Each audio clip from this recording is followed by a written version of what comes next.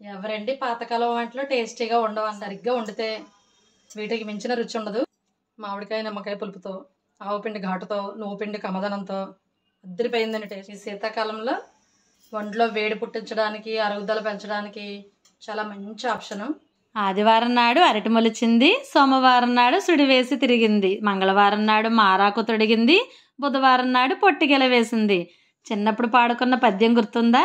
మిగిలిన 3 రోజుల పద్యం ఏంటో ఎవరికైనా తెలిస్తే కామెంట్లో రాయండి. ఈ పాటికి ఏం కూర చేశానో అర్థమైపోయిందా? మంచి పాతకాలం రెసిపీ అరటికాయ ఆవపెట్టిన కూర.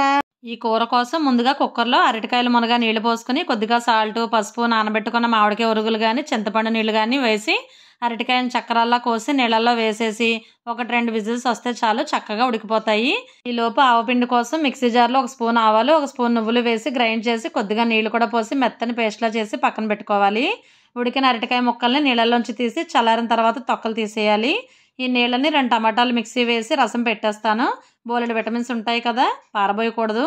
ఈ కూరకి తాలింపు కోసం మూకుళ్ళో ఆ మాత్రం నూనె పోసి తాలింపు దినుసులు, ఎండుమిర్చి, పచ్చిమిర్చి ముక్కలు వేసి అన్నీ వేగాక చిదుముకున్న అరటికాయ ముక్కలు వేసేసి మళ్ళీ పైన కొద్దిగా సాల్ట్, పసుపు, కరివేపాకు, కొత్తిమీర వేసి బాగా కలిపేసి ఉప్పు, కారం కూరకి పట్టేలాగా 5 నిమిషాలు మూత పెట్టి మగ్గించుకొని స్టవ్ ఆపేయాలి. తర్వాత ఒక అరచక్క నిమ్మరసం, గ్రైండ్ చేసుకున్న ఆవాలు, నువ్వులు పేస్ట్ వేసేసి కూర అంతటికి బాగా పట్టేలా కలుపుకుంటే కూర రెడీ అయిపోతుంది. ఆవపిండి ఘాటుతో పుల్ల పుల్లగా ఉండి కూర చాలా బాగుంటుంది.